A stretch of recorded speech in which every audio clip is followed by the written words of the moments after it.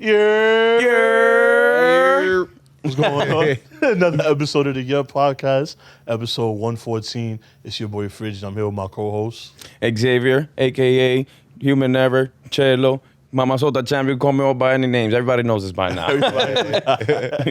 We here with a very special guest, former CZW, Lucha Underground, MLW, NXT. It goes. Too many to count. ECW Ultra, Evolve, freaking Wrestle Circus, Defy, and like it goes on and on, man. Whose house? Yo. Swerve Strickland, formerly known as Isaiah Swerve Scott. What's going on, my brother? How you doing? Oh, dude, it's awesome, man. I couldn't be happier right now. I'm in a great position in life, in my career, on my other ventures. Everything's like coming together at the perfect time. Also, just debuted on AEW TV. At the time of this recording, it's been about 23 hours. Yeah. 23 hours since the debut of Mr. Strickland in AEW. On pay-per-view on Revolution. AEW Revolution, man. Yes. Awesome. It was cool because like the year before the Revolution, the debut was Christian. Yes. So I'm the following year, following his match with the ladder match. So it was like, just like, wow. Everything just happened. In the passing of the torch in Revolution. Yeah. And it was a lot of, week, Yeah, dude, it's been a busy 3 weeks now because of my 90 days ended on February 16th. February 17th, I main event New Japan Strong against Jay White. Mm-hmm. Yes. You know, that's a former never champion, former Intercontinental champion in New Japan, former IWGP heavyweight champion over there. He's the first Triple Crown winner ever over there. So I'm like, that's my first match. Coming out. I'm like, ooh, I'm like, my body ain't built to go 20 minutes like this. I gotta build this back up again. We still winning and strong too, really heavy. So from there, going to London, from LA to London to main event Progress. Yeah. Coming back to the States, going against Davey Richards in Terminus. Then going from there to Seattle, going against Nick Wayne. Yeah. So They're human. Then in between that, still recording songs, still heading to LA to record and just do business and network and meet people, jumping around, then come back home. Before Revolution, I'm still did a podcast with Mark Henry. Oh, nice. And nice. Dave LaGreca from Busted Open Radio. Okay. It's just all these things. It's I just love dipping into it. It feels like a lot. Yeah. It is a lot, but to me, it doesn't feel like a lot. It just feels like things I just got to get done, things I just want to do. Just write it off the checklist. Yeah, man. And getting songs mixed and mastered for the album to debut. Oh, the debut album. Yeah. Yeah, Tears, man. Tears. Yeah. I'm pretty sure everybody knows the name Strickland. Everybody knows you, but I want us to talk about a little bit about your upbringing. I know that you're from Tacoma, Washington. I read upon that at 2 months you were, you moved to Germany. Yeah. In the military, basically you were living in the military base more or less. And I want to get your thoughts on, your upbringing. What was that like? How was that like? Oh, it was just a regular childhood for me. Regular it was childhood? awesome. Yeah. I was the kind of child that I can find fun and amusement out of any little thing. Mm-hmm. You give me those 2 bottles, I can figure out and be creative. Exactly. And makes my own fun and really have a good time. And just my imagination runs wild as it does now. Yeah. It was doing that when I was a kid. So being in Germany, being in Pennsylvania, being in Virginia, then I could be anywhere and it'd still be the same place for me no matter what, because I was always in my own head. Got it. But Germany was awesome. Lived there till I was 7, 8 years old. Moved back to York, Pennsylvania after that. But in Germany, I went to an American school on base in America. Oh, nice. I mean, American base. In American base, yeah. My sister went to an off-base one in Germany. She went to an actual German school with other German students and stuff. I had German students too, but mostly they were Americans. Yeah. But it was an awesome time, man. I remember just the neighborhood I lived in. It was just an awesome community, just a cul-de-sac. Yeah. With just all other Americans, soldiers. Yeah, all the fathers were soldiers. So the mothers were stay-at-home moms and stuff. So everybody was just sharing each other's houses, walking in and out of everybody's house. So it's their own little neighborhood, basically. Yeah. Okay, nice. It was really cool. I still can picture it in my head to this day. And I was 4 years old. Mm-hmm. And I remember I would just wake up in the middle of the night and be go downstairs to my pantry or whatever and just be like, I want snacks. Well, we don't have no snacks. Yeah. It's like midnight, 1 o'clock. I'm 4 years old. Yeah. I just leave my house and walk down the street and go Yeah, into my and you know neighborhood. you're safe. You know you're good. Yeah. It's like they were like, where like if you notice, like if you ever speak to my mom or hear interviews with her most of my stories as me as a kid starts with, where's Stefan at? Because I would just go off of my own thing, and I think there was nothing wrong with it. Exactly. I wasn't like trying to cause trouble. I was just like, just chilling. yeah, I want snacks. That place has snacks. Yeah. I'm gonna go get snacks. And I know that I got snacks. Yeah, it's like it's 1 a.m, but I know this place has snacks. They couldn't play you at a young age. Yeah, and I was, or like I'd be at my mom's job, and like she gets off in like 30 minutes. To the kid, that's an eternity. Yeah. So I'm gonna go climb a tree. So she come back outside. She'll be like, where's Stefan? He's up in I'm the up tree. here. And then the fire department has to come and get me out of the tree because I'm up too high and stuff like that. So there's just tons of stories like that because I just wander off in my own world. That's When amazing. you was on the tree, you wasn't like scared at all? None like No, it was just I wanted to go up in the tree. And I would have been nervous. I would have been like, hell no. and this was like 4 or 5 years old, man. Oh, I was like, I was like, and like hearing my mom's like when I bring like new friends or like people I know in my career that are close to me in my career, my tight group of people, I bring them around my mom. She's like, they always like, are you proud of what your son's doing? He's doing some really amazing things. She's like, I'm not surprised because he was doing like a wild stuff. Yeah. Now it's all making sense and it's all coming back. Like, oh, that's why I have no fear of like doing death matches and stuff. It all comes back to the full I was circle. just like, not afraid. Yeah. Yo, that's ridiculous. I'm like, yo, that's wild. So tell us, over the weekend, obviously, I didn't. I worked. I didn't do nothing this week. You went to. You saw the fight night. Yeah, I was at Tryon Public, for the fight. Was that Dykeman? In Dykeman, yeah. Okay. So your weekend was okay. My weekend was all right. You had the best weekend of all. You had the best weekend of all. had Like, a what was it busy like one, debuting in AEW? It was cool, like, because I was there the night before for the AEW Music Festival, because my co-host Montezi does a lot of the songs for the AEW promotion. He did like when they did the Who We Are. Yes. Playlist for all the African American people of color. Nice. Talent on the show, on the roster. He did the Nyla Rose track. He did the Mark Henry track, and I think he did another one. And my producer, who does a lot of producing on the Tears album, and he did some on the GPS album. He did a lot of producing and rapping on the things on the playlist as well. Nice. So it's like once again this tight knit family that we're kind of like all over the place, but we still like just double dipping in a lot of things we do.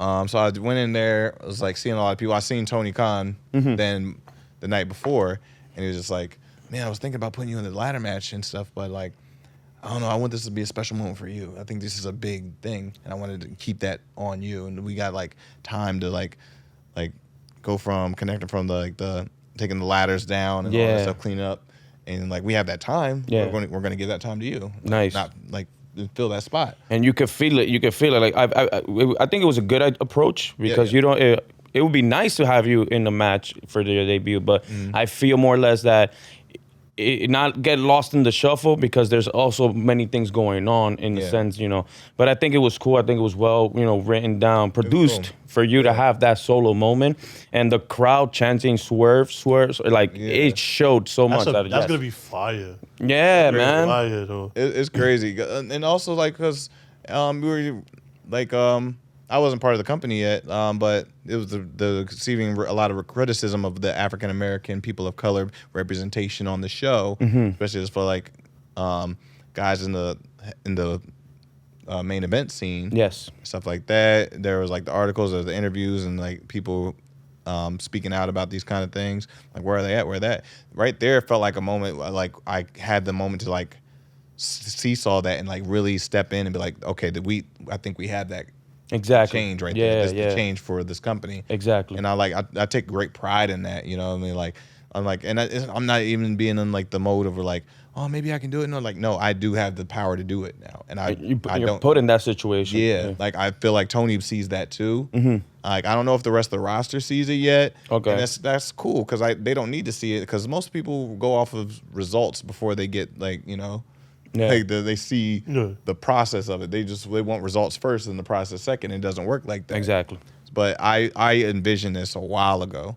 I seen it then, like I seen it before, and I'm truly like take a whole lot of pride in being in that position and being prideful in it too. Like it's not just like, oh, you could put anybody in there and make it happen. I'm like, no, you really can't. It's not like for being the first or somebody like in that prominent position like that. Exactly. There's a lot that goes with it, but rather than just being great in ring. There's a lot of great in ring talent on this. Yeah, there on is. the card, Yeah. in the locker room, all around the world. But like, what can they? Where's that point where they're like, this is the one, and without a shadow of a doubt, this is the one. How can we separate him from the pool? And I feel like last talent? night was like I just got separated from everybody. It was like we see it, we get it. This is the one. And like the hype is real because the pop was insane as soon as you come out, and it's the pop was it wasn't something like, oh, who the hell is this guy? Like everybody knows who you are. You have a nice fan base behind you, and I'm excited to see. You have what are some of the goals that you have in AEW? I know that you're gonna and because ROH now has been bought by AEW, and you're gonna debut for ROH in April 1st. April 1st, right? Yes. Versus Zayn. In Dallas. Yeah. So aside from that, what are some of the goals or some of the people that you might want to face? In the AEW. I don't even have those kind of those things anymore. I don't make those things. Okay. Yeah, because like at this point, wrestling's the easy part for me. Like Topic. people have seen like for the last 10, 13 years. Yes. They're like, oh, can you have a good match with so and so? Yes. That's not that hard to do. Yeah. At this point in my career, the position I've been slated at, I can have those good matches and banger matches with everybody. And at this point, having banger matches is few and far between from the next guy in the next match. True. There's like 7, 8 great ones alone. Yeah. So like who do you gonna have these great matches with? Anybody. Yeah, anybody. Pick them. We're gonna have it. It's gonna be good. It's on site. Yeah, it's on site. Right. It's going to be good, but I'm in the goal of like, okay, how can I make you feel something about these matches? How can I make you feel something about me? How can I make you carry that feeling on after we have this match, rather than just like, oh, that was great action. Yes. Moving on to the next thing. I have different goals and aspirations for what I want to do when I go out there and perform. I don't want to just give you like a great action show because there's so much great action. The Bucks can give you great action. Yeah. Lucha Bros. Lucha Bros can give you great action. The Jurassic Express, Private Party, Santana and Ortiz, like then Jericho, and then you have the Pac and House of Black. There's an assortment of talent. Yeah, so much array of talent. Give you great action. I got to find ways to give you a different feel. Okay.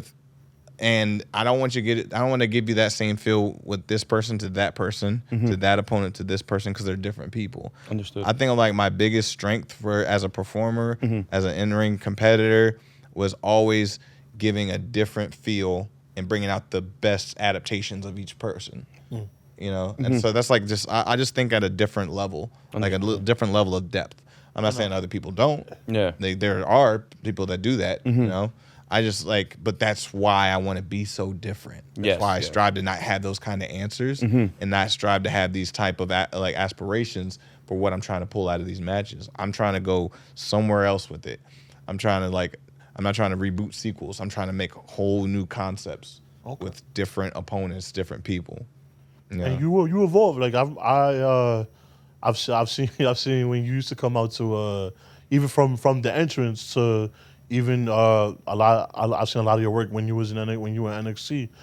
From Ain't Nobody, your entrance with Ain't Nobody, which I hope you do get that in AEW or Ring of Honor. I hope you do get that. I hope you. I'm not. I hope it's a surprise. Let's see. Maybe you get it. But I hope you do get that down the line. And even to like some of your work with Santos and with Ro, and it was just amazing. And now I can't wait to see what you do in AEW. Like I know. I think back then in NXT there was a rumor. I don't know. It was like you and Hero were gonna do something with Pat McAfee or something like that. I don't know. I never heard that one. All right, it's the internet. Yeah. You can't trust it. It would have been cool. I love Pat. We had Pat on the podcast too. He was great. Oh, nice. He's a good human being. He's awesome. He's another one that's just talented at everything he does. No matter what he touches, it turns to gold, and he's just like kills it. And Nice. just naturally gifted guy like that. I wanna go back a little bit to the past. What were some struggles and positives in the indies? You know, when all those years in the indies, I know that you've accomplished 12 championships in like 11 different feds. I think more. Maybe more. Like, all right. Because there's like tags. Yeah. Like, I was double champion in PCW Ultra. Okay. You know, unified that. Like, this is a lot too. Like, I won tag titles in Germany. Yeah, for yeah. WXW, won 16. Also for like the feds out there and stuff. Yeah, so it branches out wider. And Mexico. Yeah. I believe, so I'm pretty sure a championship is far from the accomplishment, right? Yeah, we already there. So take us back. You signed with WWE. You're in the Performance Center. When you were there in that position, how did you take it in? How was it for you? What was the experiences? Yeah, how was it working with Triple H and HBK and all that? Well, there was like a lot of frustrations with that kind of thing because like I came in and I was like having the same type of matches with the same type of people that were like the top of the card, but I was like slated to be over here. I'm like, okay, what's separating me from being with these top talents? Yes. You know what I mean? It was like I'm having these same matches, like me and this guy are like, but that's what they do. They like, it's not necessarily like, oh, the harder you work, you get this spot. Yes. No, that doesn't work like that in WWE. It's just like, I'm working really hard. Yeah, that's cool, but we need a big 6'3" heel. Yes. Like, oh, okay, but I have better match with him. Yeah, that's cool. We need a big 6'3" heel. And like, so like they're too focused on their format. It's like a casting call in a way. Like we need a role to fit this spot right here. Specific spot. Yeah, and like, we see you working hard. That's cool. But we got to hold you off. But the crowd's chant my name. It's like, yeah, we understand. We got to hold you off. Yeah. So like, so that's the frustration part of it. Is like, no, like working hard. You're supposed to work hard. They expect you to work hard. Exactly. That's your job, to work hard and get better. You know, but their job is like, no, we'll call you when we need that. Don't call us, we call you. Yeah. Yeah. And it's a lot of times it's like yeah, we may need that, like but say it's getting Oversaturated? No, it's like it's drowning out this act. Okay, right? yeah. Yeah, we need this act to be the star. But this is like, oh, like no, not right now. So sometimes you'll be taken off of TV for a little bit because we need this prominent role to be. It's like you can't like Snowfall, the show, great show. Damson Idris is great, but if you threw Michael B. Jordan in there in this first season, it drowns out Damson Idris, and he can't be a star. So you can't put him there right now. So you gotta recast and use somebody else that's up and coming or whatever to make him the star. Exactly. Same with like all these other, like if you look at if you throw maybe Tony Stark in Deadpool, it kind of drowns out Ryan Reynolds a little bit. Yeah, because the powerhouse that Robert Downey Jr. We know what is. Marvel, we know what Iron Man is. So like that's what we're used to. So that's what they do. Like, yeah, we know Swerve, yada yada yada yada yada. Yeah, but we need to get Santos Escobar over. So we're gonna drown out Swerve for now because we need this right now. Yeah, and that's where the frustrations come in because like, okay, I'm gonna change this up and switch this up. Does this work? Yeah, but we still need this. So like those early stages of NXT was like, it was cool, but like it was a little frustrating. It took talks with Terry Taylor to really like. Yeah, Terry Taylor would really take my mind and turn it this way. He's like, oh, you're great in ring. Like your talent, like we see your talent, we get it. But like, I need you to make me feel something. I don't feel anything for you. He's like, you're just a moves guy right now, and there's a lot of moves guys. Yeah, so I was just like, and at first it's like taken back as a professional. You're like, you realize you gotta, I'm better than a lot of these guys are doing this. Yeah. And then it was like, okay, let me be vulnerable for a second, accept that criticism, take that in. So when I took it in, I really started looking at everything. I'm like, okay, I need more depth to what I'm doing. Exactly. So the Santos Escobar things, Santos had depth. He had a whole crew, like a whole you know, he had like the I forget the name. The Phantasma, like Legato. He had all the Legato with them, and then he had like took the mask off. Then he had this. I'm like, oh man, they're giving him a lot of depth. They're going deep with that.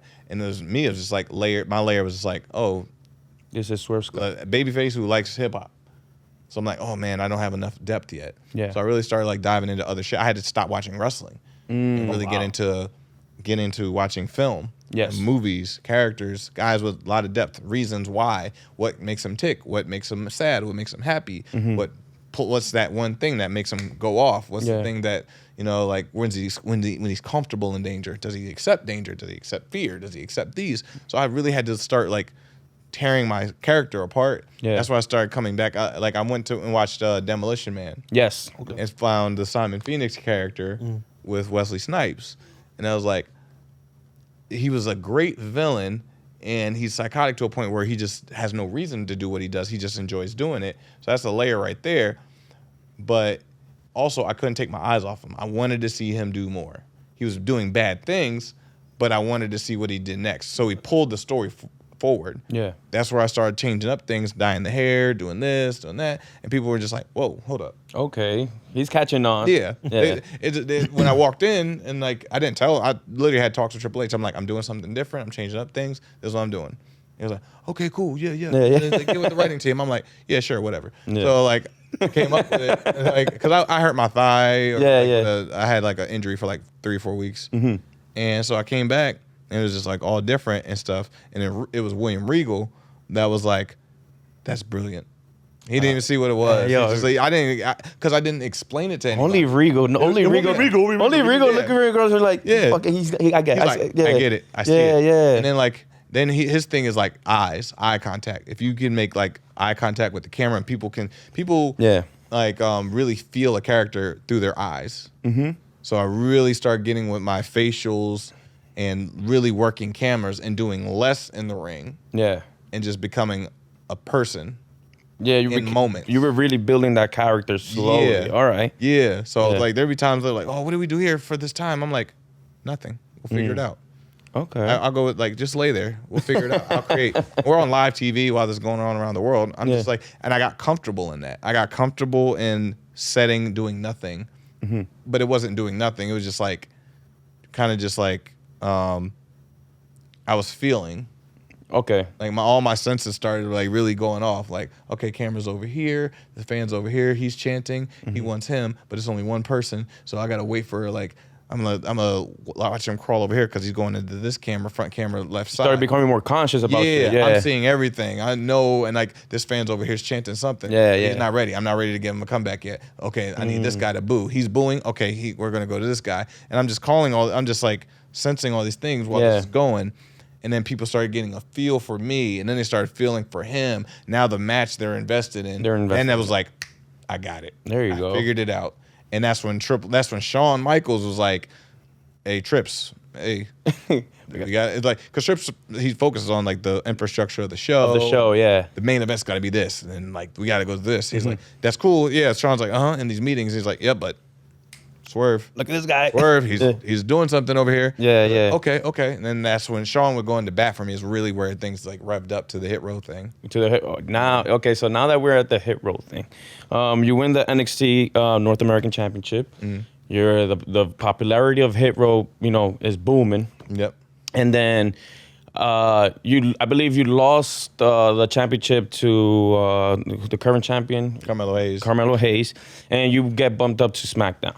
Now, if I'm not mistaken, BFAB gets released, and then a week later, you guys are released. Within the time of BFAB release, and then the rest of Hit Row, what was the things going on in your mind? Like, because the release thing is something that's we were on a flight. Yeah, because we were trying to like we got all our flights, but B didn't get her flight, so we're just like, what's going on? So AJ calls and he's like, hey, everything okay with the flight? She's like, oh, this fine. Everything's fine. They just say she's not needed for this week. We're like, okay. She's like, oh, don't worry about it. Just go ahead, kill it, guys. We're like, okay, cool. We're on the flight. We're on connecting flight. Well, I think we connected somewhere in Charlotte. Yeah. And we were coming down. As we're coming down, we're seeing like releases start happening. Yeah. And my buddy was like, no, your girl, man, what happened? Oh, fuck. I'm like, what do you mean? And then her name pops up.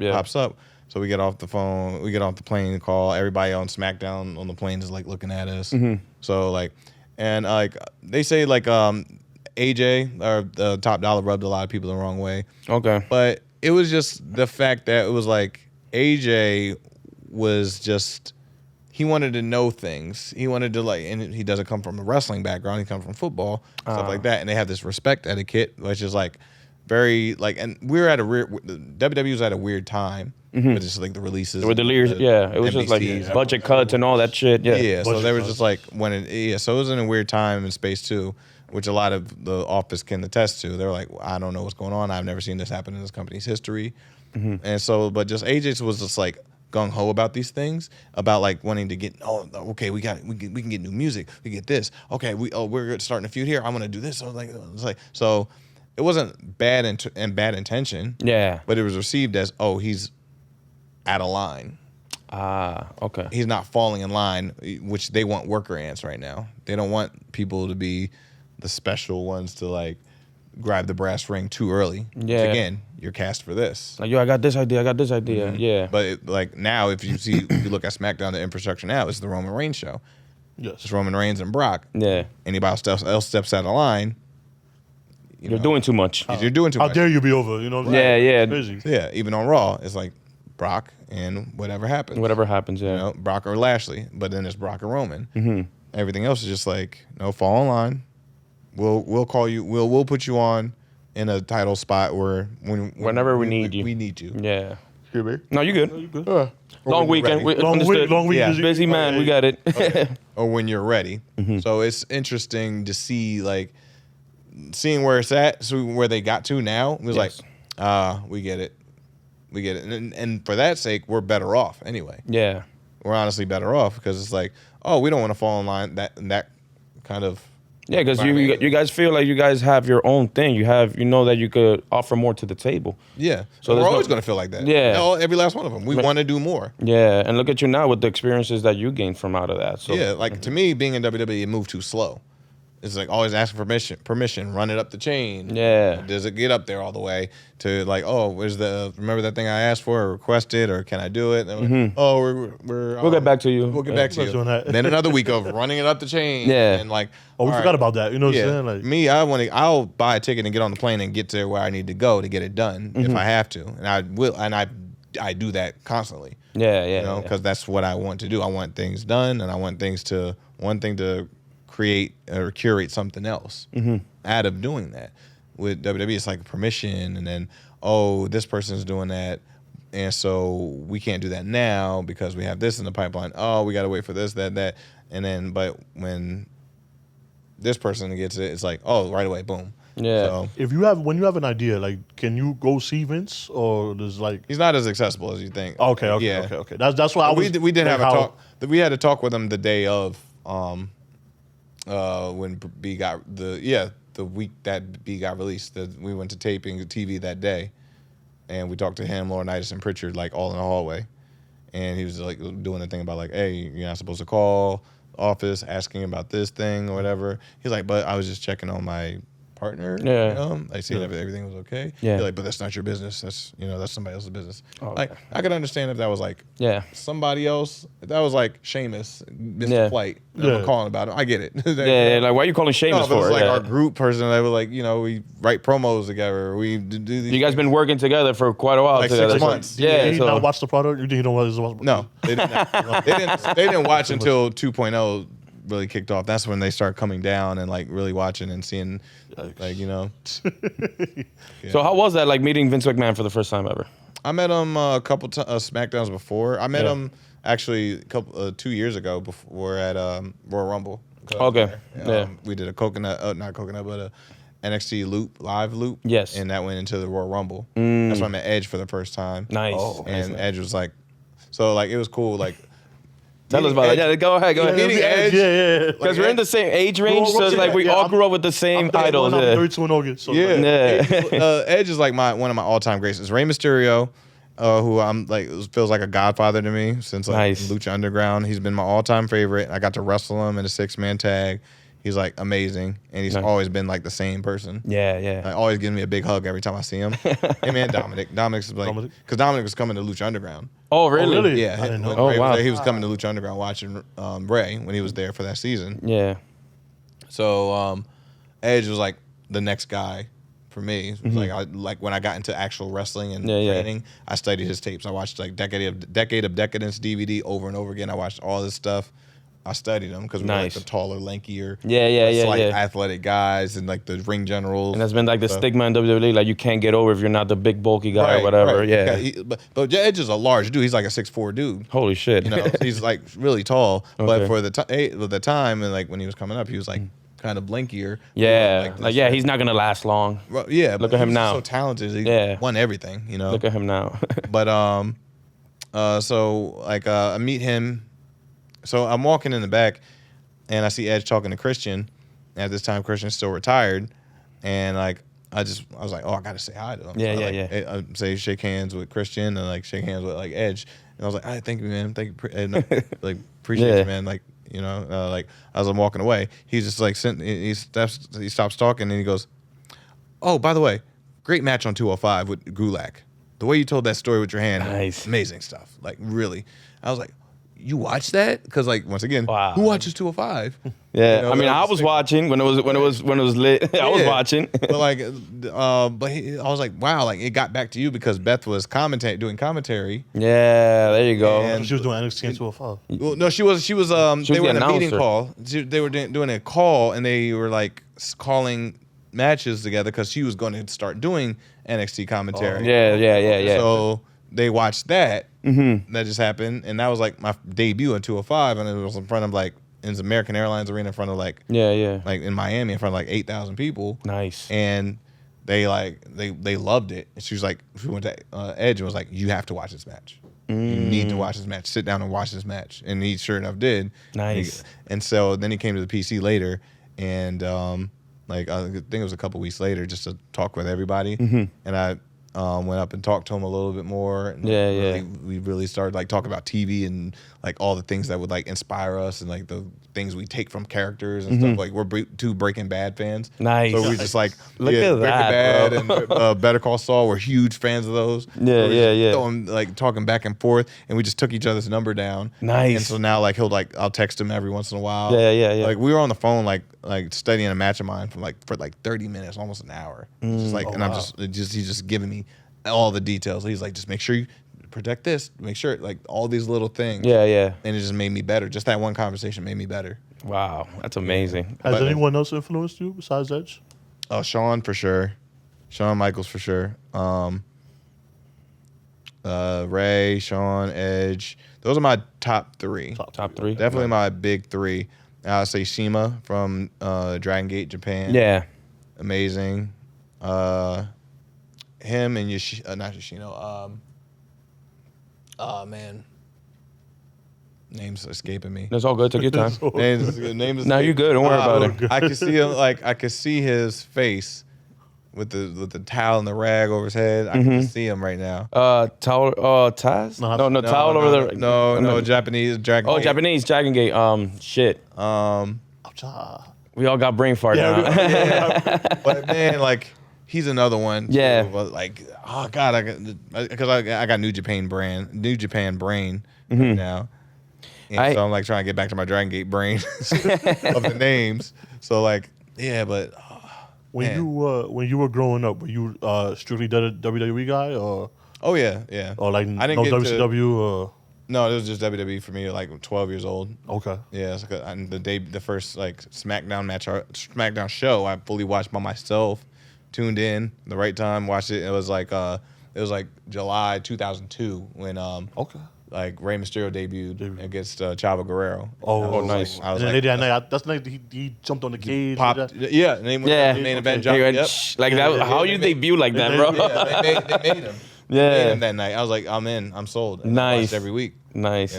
Fire. Before we get into your music thing, I wanted to just get your thoughts on your emotions, after being released. What were the emotions? What were the things that you went through, and how did you occupy your 90-day complete course? Because you're not supposed to compete, but how did you spend those 90 days and, get you to where you at now? I worked, man. I worked. The first 2 days was like rough. It was just like I felt like it was embarrassing to tell my parents and my family about it. Yeah. It was like, oh, you're not there anymore. What are you gonna do now? You just got there, that's how they felt. Yeah, it was like because it was the timing of it, so I was like hesitant to. I don't think I talked to my mom about it for like a week and a half. You know, Dad eventually talked to first. Yeah, so my sister found out about it from like people at work and stuff. Yeah, She, yeah. like hit me up. So I just didn't talk to nobody really. Then like the phone started ringing. The first person I hit up the next day was Rocky Romero for New Japan. Yeah, it's Rocky Morale right now. Okay. So I hit up Will Ospreay and Rocky Romero. Talked to them. Got a booking. Boom, right off the bat. ASAP, yeah. Yeah, instantly. And then it was just like, oh, wait, there's a lot of things I can do now. Wait, I have this time. And I was still getting paid for the 90 days. I'm like, yeah, of course. I'm going to take this money and like do something with it. So I started I hit up, it was the C4 energy drinks. Yeah, Yeah, C4. yeah. Yeah, I'm not a huge fan of C4, but it's a pre-workout, yeah. Right. Well, yeah, the energy drinks or whatever, right? Yeah. They were doing the commercials for them with like Montez and Bianca Belair and the like Roman and all that. Yeah. So one day at the PC, I was like walking into the locker room to like get something out of my locker room, and they were filming the thing with Tez on there. So I was Okay. like, hey, Tez, what's going on, man? I was like, oh, what's up, bro? Yeah, what's yeah. going on, bro? We were just dapping up. And one of the producers of it was this guy, Blake. And I was Okay. like, he was like, hey, this is Blake. I was like, hey, nice to meet you, man. Yada, yada, yada. Whatever, cool. And then I think Blake ended up following me later. I saw him. I was like, oh, this is the guy I met. It's the C4 Energy thing. Yeah. So like I gave him a follow back. See, he's like entrepreneur type stuff. He does like Okay. all this thing. Has influencer type thing. Like just reaches out to everybody. Knows everybody. Iron Man energy. Yeah, dude. Yeah. Philanthropist, yeah. He just knows everybody. And Nice. the older brother is like a millionaire, like Okay. Bitcoin type thing. Yeah, They're yeah. just tycoons with this kind of shit. Yeah. So I was just like, okay, cool. So like when I got let go, I was like, hit him up. I was like, okay, I want to try to try to work on like build something else that's not just wrestling. So hit him up. I was like, hey, so this was my situation, yada yada. He's like, I think what the next thing we need to do is we need to get your buzz, man. Get your buzz like hotter than ever than it was before. Like come out to LA. So I was like, all right, cool. I bought an Airbnb for like a week and a half. Flew out to LA. My one contact with Blake. And just like he's like, here, this is what we're gonna. I'm gonna take you over to here. This like these glasses are Dave East glasses, from New Vintage. Oh, he got me in touch with them. So now like on their website, like Snoop Dogg wore the glasses on the Super Bowl. Yeah. Oh Same shit. Oh wow. So like he got me in touch with him. That led to something there. So then like I got headshots and sent that to this, and then I met with this other guy, and then I met with my man Flash. Flash did my entrance music for when I came out. For this past last night. Yeah. Okay. Awesome. Flash did the entrance music. Nice. The producer who made the beat, Prophet, the producer, he does songs on Donda. He produced all the things. So shit. he's in the nomination for a Grammy, these Nice. coming Grammy. Nice. So like I have a Grammy nominated producer on my entrance song. On your entrance that I So we can own. hold on to this Shaka Khan record. We can hold on to That's Ain't what I'm Nobody like- for a while. that's what I'm like, my bad. yeah. We can hold on to that. We can wait. And I own it, so I have ownership to it too, and publishing for on my own. Oh, okay. Oh, And nice. shout out Khalid, who provided the drums on the song too. Oh shit. Another producer. So like that, just all these connections just led to other things. And Flash got me in touch with like Jeff Hamilton, who does the NBA 75, their jackets. Their jackets, All okay. the patch jackets. Oh yeah, for the recent Yeah. ceremony that they did for the Yeah, All-Star he does game. their Yeah. jackets. Oh, and stuff. shit. So my entrance jacket is a Jeff Hamilton exclusive, Nice. handpicked from his closet. Beautiful. With this patch on it and everything. And the artwork on it is from Cozy, who does Chris Brown's artwork in his house. Nice. So Oh, you're styling on him. yeah, Styling on him. And then this is just the start of You're it. hearing it here first, folks. Yeah, You got so- a lot of Easter eggs in that debut. Well, so like, but that's Yeah. not even what I even showed on TV yet. Oh, that's why I there's have more. fun. Yeah. And there's more. Like, Nice.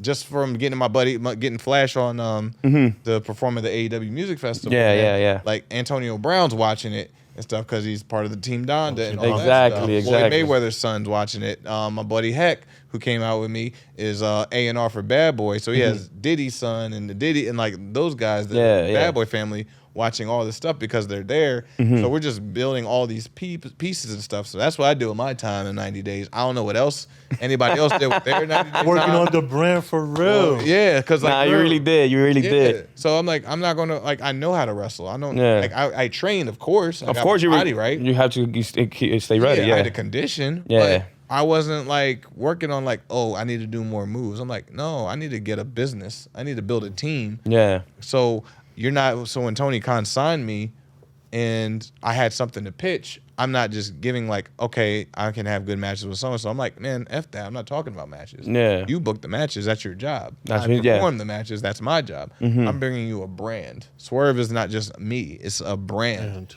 that you're built that I'm bringing to you. Yes. So there's not one spot you can't do with me on TV. When I'm Music, I don't have to. podcasts. When I'm not in the ring, I can do 12 other things. Exactly. I can provide things as a service. If you need me on the red carpet with something, oh, we can do that. I can, and you need a black person to be able to do the crossing over for AEW because we don't have the last person you had was Cody, Yeah. but he wasn't African American. No. You know, you have a younger guy who's more in touch and tapped in with today's culture, Yeah. African American culture, pop culture. Can go out, have these interviews, not say some dumb shit and get you more heat to the company. Exactly. Like I'm media trained. I'm like I provide a service. I bring stuff. Like I'm bringing more connections to. Like it's crazy. It's amazing that, you know, the release was just a seed being planted and it just branched out to everything that you are now. Yeah, That's amazing. that's what those 90 days did, man. It's just like, oh man, this worked. I wonder what else I can try to do. Let me try and reach out to this and like, oh, all I need to do is get there. Yeah. Man, it took I'm 48 going. hours. I'm you trying know to feel what? sorry for myself. Yeah. Let's get to work. Okay. Let's Keep my get chin to down all the time. Fuck work. that. No. Let's get to work. I like that. Then music. Then like so like the verses happened on Valentine's Day. Yeah. Music Soul Child of Anthony Hamilton. Then music drops a music video with Earth Gang on their Ghetto Gods album that just dropped. That I same week. didn't hear it. Oh, it's really great. It's Was it good? amazing. And then we're in the studio with Music Soul Child recording with them for our song For Tears. For Tears. On the Tears album. Nice. When is Tears dropping? March 18th, man. Let's go. Oh, shit. With, Nice. with the Tears music video. That's With the already been music video. filmed. Okay. Yeah. Oh, it's already been filmed? Nice. It's Awesome. already done. So like I just the month of January I shot and directed 3 music videos. Awesome. Shot For and this directed. album coming Yes. out. Nice. Nice. Oh, you're not playing games. You're not playing games. Like I said, I was getting paid. Yeah. I'm Yeah. not going to get paid to sit home. I'm going to take this money and do something. And stay active, yeah. Yeah. Stay active. That's just So fine. all this stuff planted seeds for what you saw Which was last night. last night. Last night. So it wasn't. So Tony. That's why I said Tony sees the vision. Yes. It's not just like, oh, we got a new talent and wrestler on the show. No, Yeah. you got a brand on your show now, and that's something I can say that not too many people on this roster have. Yeah. A true brand, trademark brand has ownership. That's why I say these little sidebar like asshole-ish tweets was like. Yeah, 'cause you know you could- yeah. Forget matches. We're Yeah. not talking about worried about matches. I'm worried about ownership. We talking about matches. About Yeah. matches? Talking about matches? I'm like, y'all still focusing on trying to have the best match? Like, Yeah. you should be able to do that. That's like Floyd Mayweather, man. You should really work on like boxing. He's already 30-0. Like, Yeah, like what else? Yeah. Like, What else? All he has to do is just condition and make Yeah. sure his technique is good, but he doesn't have to really worry and focus. He's focused on making the money moves and doing this, buying this, having ownership of that. Exactly. Like, there's so much more outside of that because he wants the brand to complement the athlete. The athlete, yeah. And that's what we need more of in wrestling. We don't have too many of those guys, except like with the WWE, but that's only few and far between how much they allow you to branch out and brand. You know, Roman could probably be way more further as far as the branding of the Roman Reigns brand or Joe Anoa'i or whatever he's trying to really build. He could probably be way further ahead if he wasn't signed there. If he was on his own, he probably would be doing so much more. And that's why The Rock had to leave. Yeah, because he wasn't able to do that. He wasn't able to grow. He wasn't able to grow. Yeah. And now that that's why you're seeing less Cena. Yeah, and not to get off topic, but with Roman, we see who he truly is now, because before he was more programmed to say certain things and do the match a certain way. Now he has freelance, and now imagine how it would have been if he never was in that company. They were scripting his promos and all that, which I know you didn't get. They didn't script your promos. Early on, they like had the lines or whatever, but then like after I got in the studio, started like doing those studio promos, Triple H was like, take the script away, let him go. He's like, you got a minute, go. Nice. And I would sit there for like 5 minutes, and I was like, all right, let's play. I'm ready. Awesome. And I would just go. Yeah, because they couldn't. I had like punchlines and stuff that I would just like go off of from like movies I heard, or like Charlemagne said some dumb shit. I was like, throw it in there, you know. We heard the say less line. Say less, and then ran to go get. I was just thinking shit. And I was throwing it in there, and they were like, "Oh, okay," because nobody else was talking like that on the show. Like nobody could. I'm gonna beat your ass. I'm gonna beat your ass. Yeah, like I was just like saying like things that were just like more personal in our slang and our derogatory way, in my swag, and just trying to put Swerve in it with like little inklings of little Swerve in the window. Inspirations in it as well. You know, speaking of inspirations, and speaking about studio time. You mentioned the Tears album is coming out March 15th.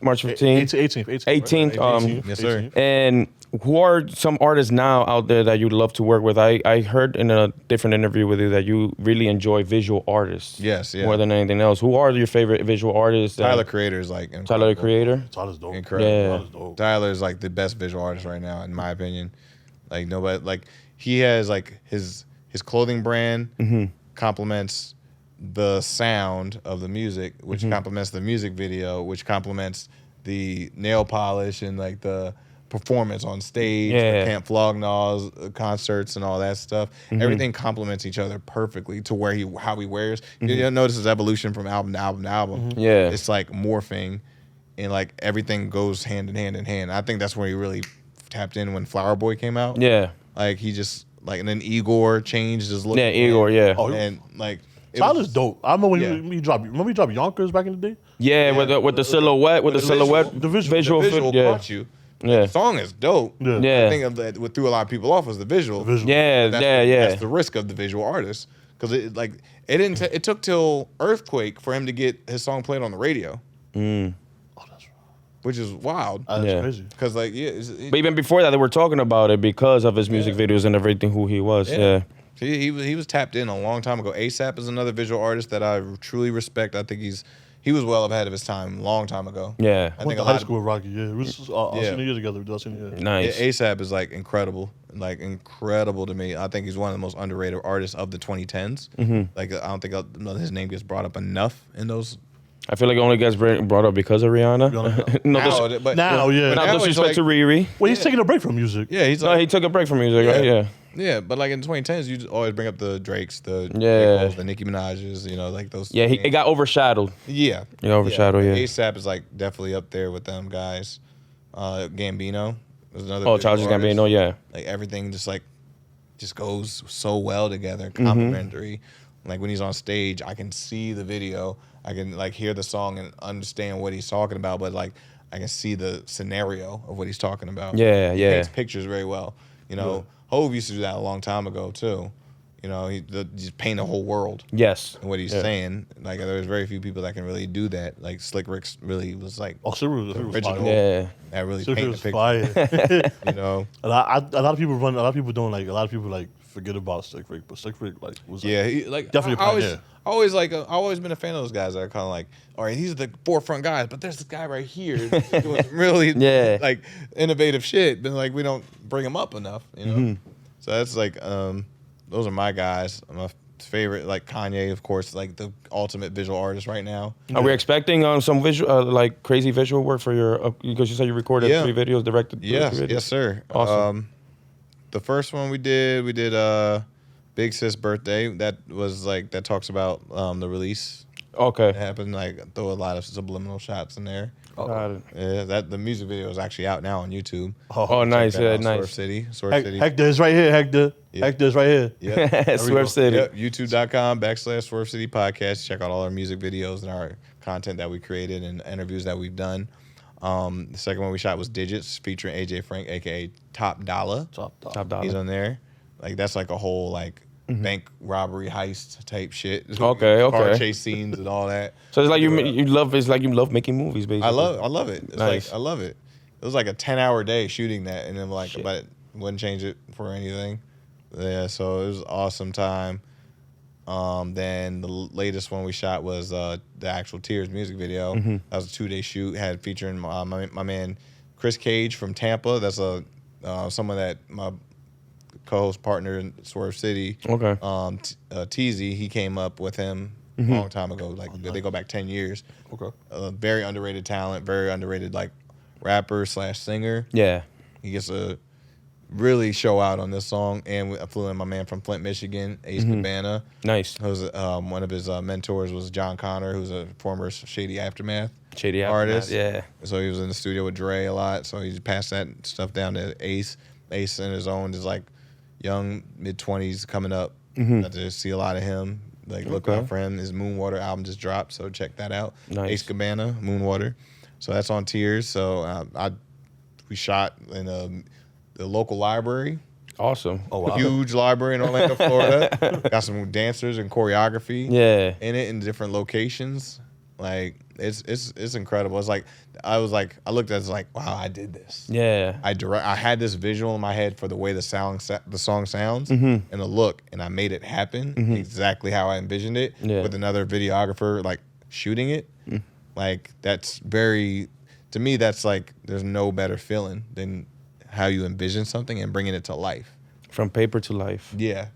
Or just being in your brain. Yeah, yeah. You know, bringing it to brain to paper is hard enough. To get other people into it, to motion and like settings to match the color, to match does this person give you that feel? Does color, the setting, does all these things have to go, does the sound, like the instruments, the strings, do the keys, like match the color, does the fit match the tone? Everything. All these things have to come down, and it was like, wow, we actually made it work. Nice. Yeah. Nice. So how do you want to? Yeah. Go ahead. Also, I want to talk about the podcast. The Swerve, Yes, please. Before we finish off. How did you come about doing a podcast? What made you want to do a podcast? Or was it just something? Or when you did it, was something like, yeah, we got to do this too. Like, it's something to add to the repertoire. This was like before I even signed with WWE. My Montezi, I shout out Montezi a lot because he's the one that pushed me into the booth to go start actually making music, because we always talk hip hop, huge hip hop fan. But he was like, man, I feel like you could actually do this. So he invited me down from Orlando to Tampa he wanted to interview me. So I did the interview with him. And on the way back, I love the way his style of interview. Yeah, yeah. It's more like conversational and stuff. Yeah. And so on the way back, I had an idea. I was like, yo, yeah, what if we call it High Spots and start doing some DVDs for him? Nice. He's like, yo, let's try it. So hit up Mike from High Spots. I was like, hey, we want to record some interviews. Probably have Sammy Callahan like shoot the interviews and Yeah. like that. And sure enough, he's like, yeah, I'll pay you $1,000 for it. I was like, Fuck it. Okay. Say less. So we start coming up, and like, Sammy would come over. Sam at the time lived like 10 minutes down the street. Yeah. Coming in with his camera. We had Moose, Impact champion. Yeah, Smooth, through. yeah. Leo Rush was like my neighbor, so he came through. Yeah, y'all boys, right? Leo Rush, yeah, man. Leo Rush. Shout out to Leo, man, he's hurt right now, but like, hope Get well soon, Leo. Yeah, seriously, rehab, come back stronger. So we was just like pulling friends with Ricochet. We was like, hey, come on in. Nice. Like, Jessica Havoc, yeah, sure, come on in. Like Conan came in and sat with us, was Santana and Ortiz. Hey, Like, nice. we were just pulling people like whatever, and it was like a good time. But we were like, all right, let's try to do a podcast. So we would just start. I moved into my new apartment, so we were just like beanbags, camera. So we were just like, It's cozy. It was cozy. so we were just IG living, like talking and like hearing the interactions and stuff. So it was like, let's actually try to build a team. So we had a friend that shoots videos, who's currently shot the Digits music video. Okay. Digits, yeah. Now. And he shot the dope video. He shot like a lot of these videos that you see on the YouTube page. And we were just like, oh man, like okay, cool. Eddie Kingston started coming in, Yeah. just hanging out on the couch. Big Swole coming in, hanging out on the couch talking.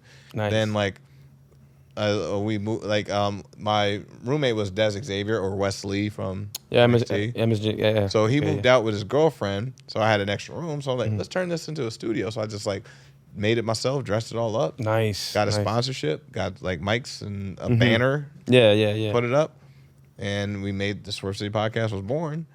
And like first guest was like, I think Street Profits. Street Profits, nice. Yeah. Before they were signed, or No, they were already signed. They were Street Profits. They were the Street Profits. I think they were NXT Tag Champs at the time. Oh, okay. They were our first guests. Nice. And then and Bianca was there. Like, so she like hops in and cameo appearances. Nice. That's dope. Yeah. And then like Josiah Williams was the second one. Third one was Simone Johnson, Dwayne Johnson's daughter. Nice. She was like a baby sister to me in the PC. She was like awesome, one of my favorite people.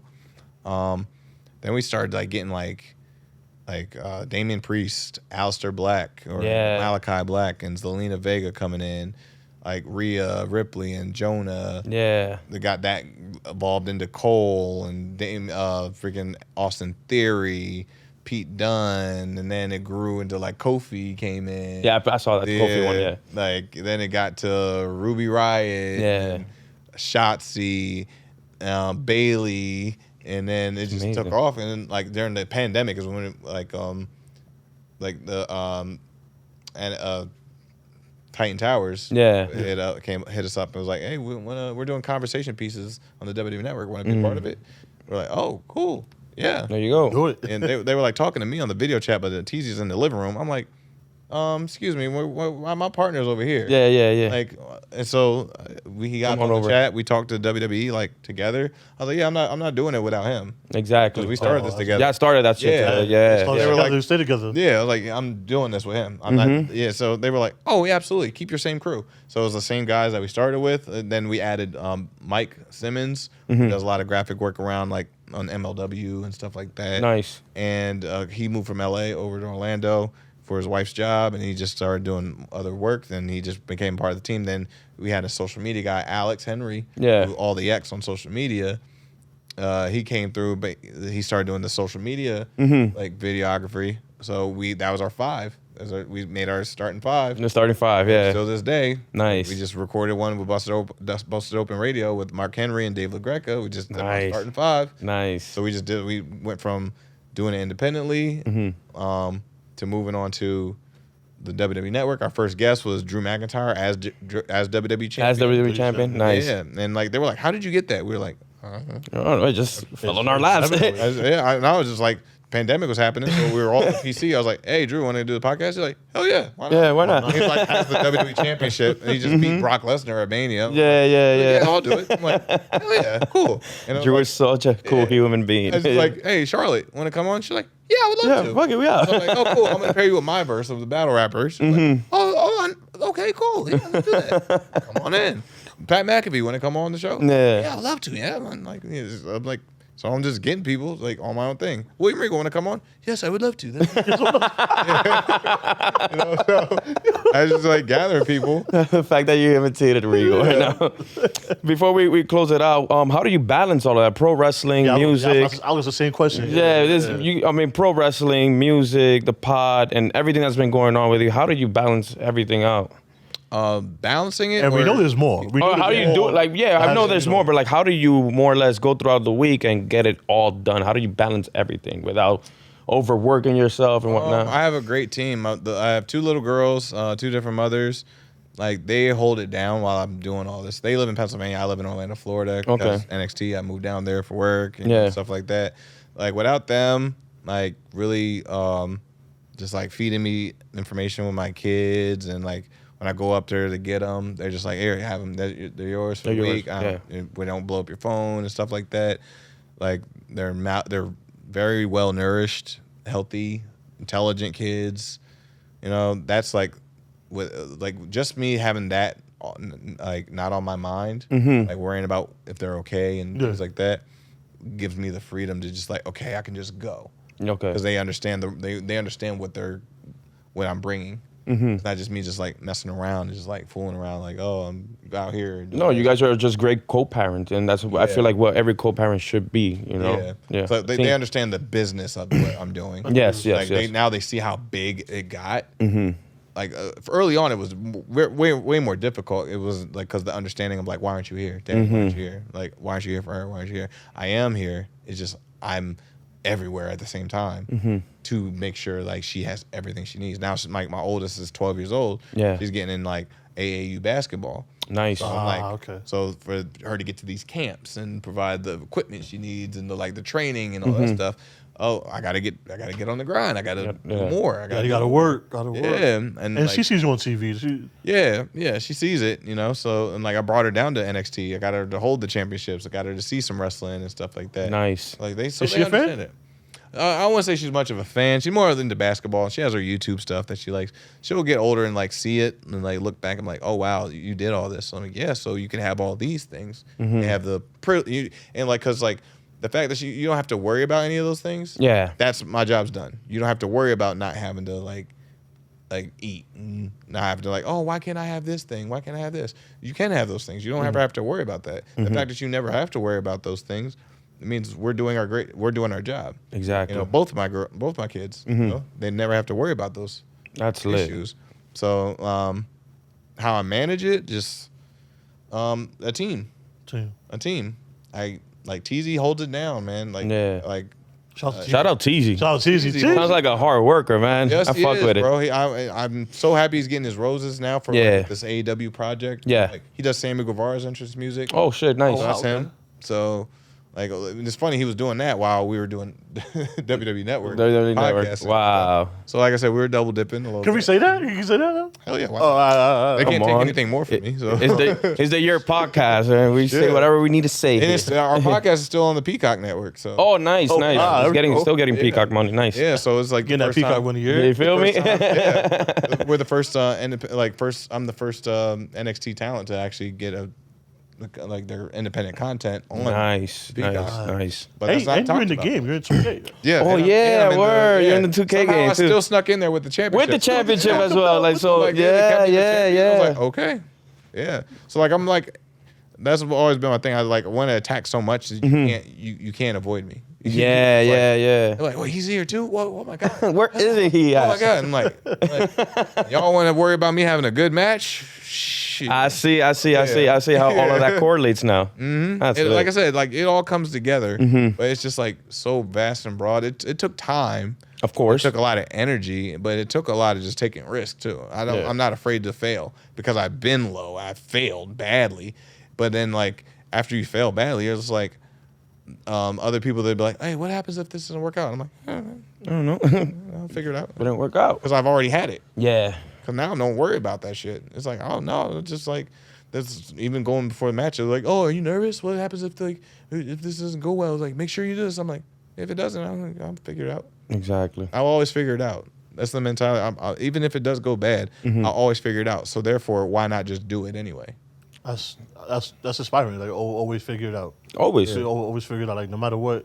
So it's not always gonna go your way. You know what I'm saying? Just no. If anything, I anticipated not going my way, and I'm like, okay, I got a plan for that.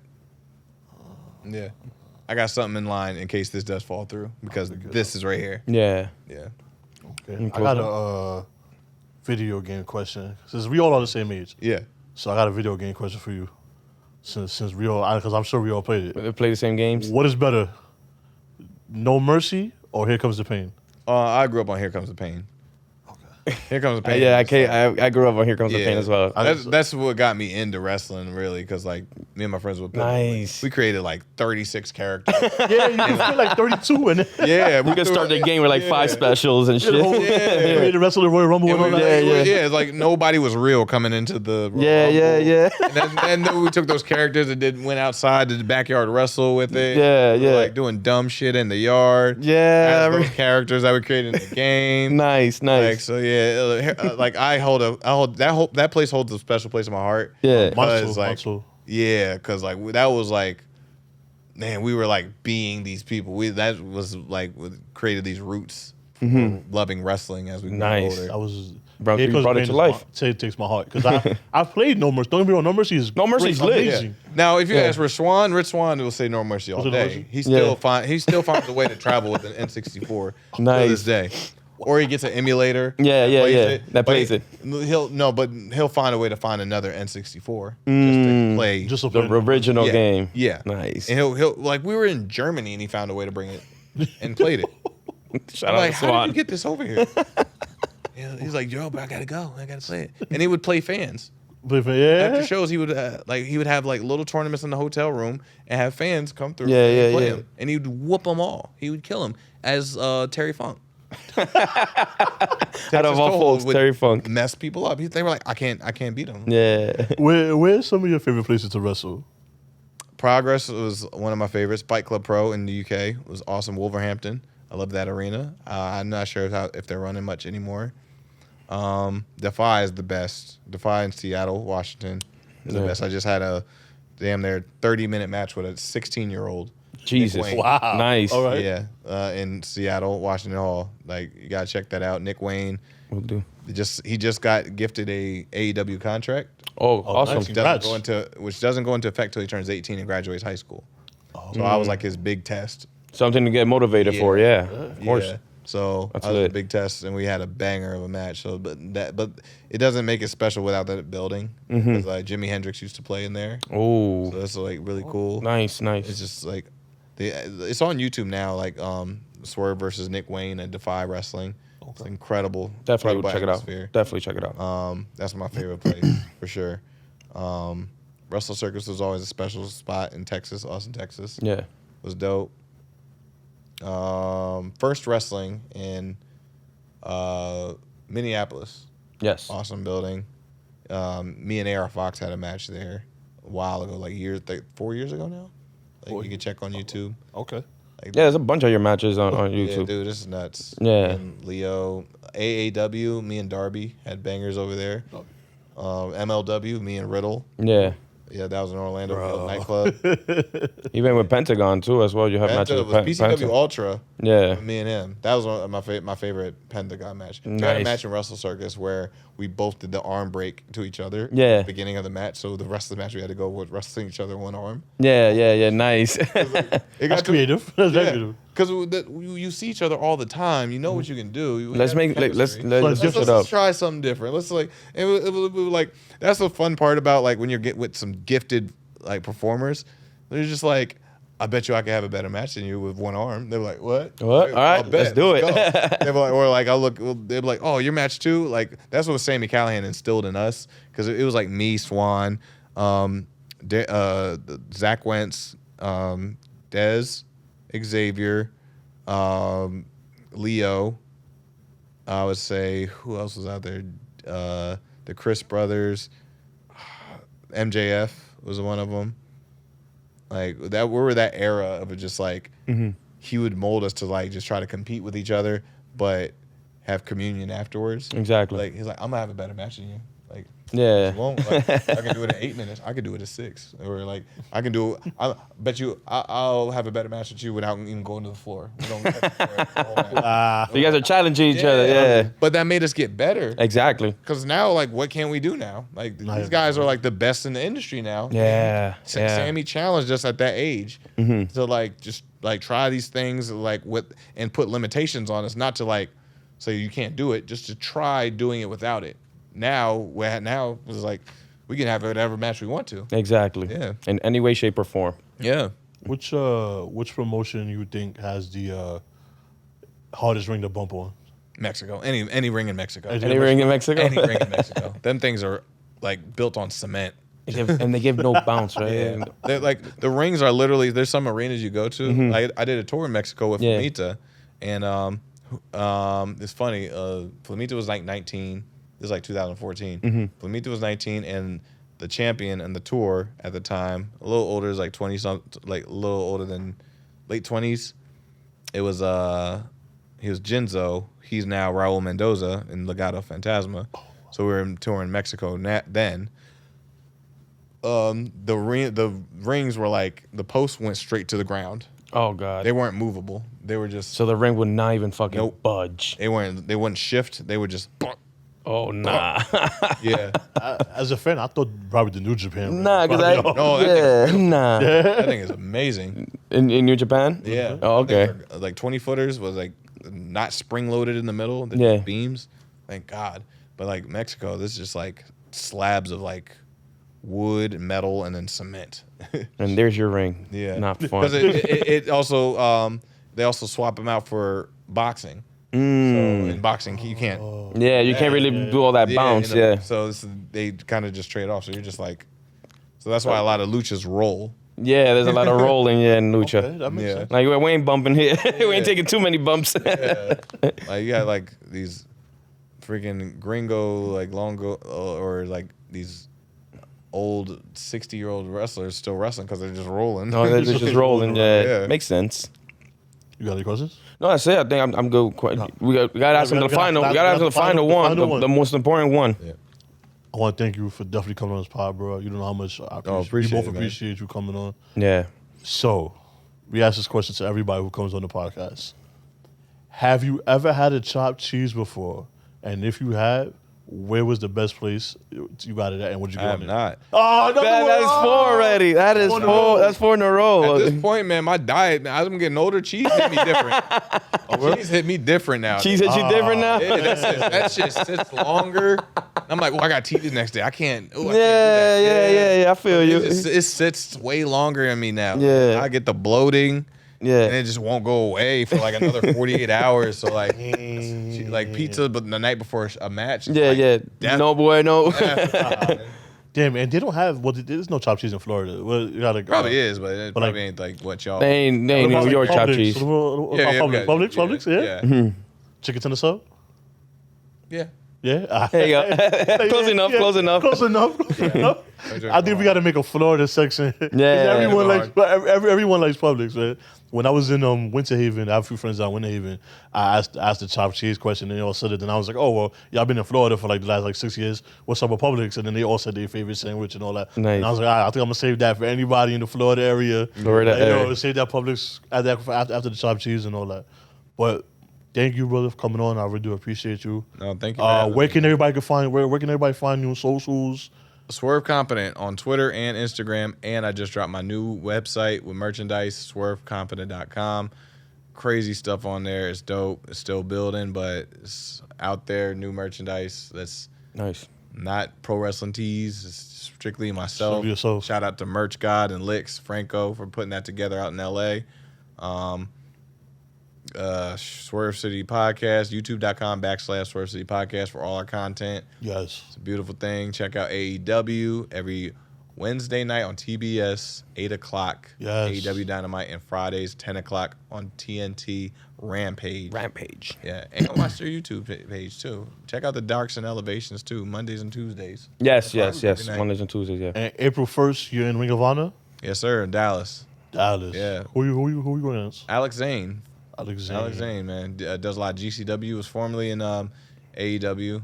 I mean, not AEW, NXT. I was Ari Sterling. Oh, okay. Obviously. Yeah, he did a lot of 205 there. He didn't have a long time there, but he was like talented. He had a lot of potential. But he's incredibly talented. It's going to be an awesome show.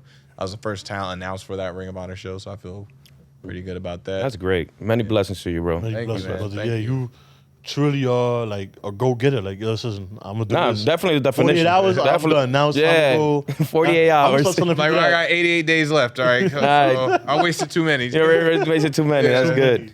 And your album March 18th. March 18th. Cheers. Copy. Cheers. So the best way, the slogan for this, from Humble Beginnings was our first album. We gave you our blood for that. For GPS was our second album. We gave you our sweat. March 18th, we give you our tears. Understood. Got it. Ladies and gentlemen, this has been episode 114 of the Yerrr Podcast. For the one time, can I get a Yerrr real quick? Yerrr.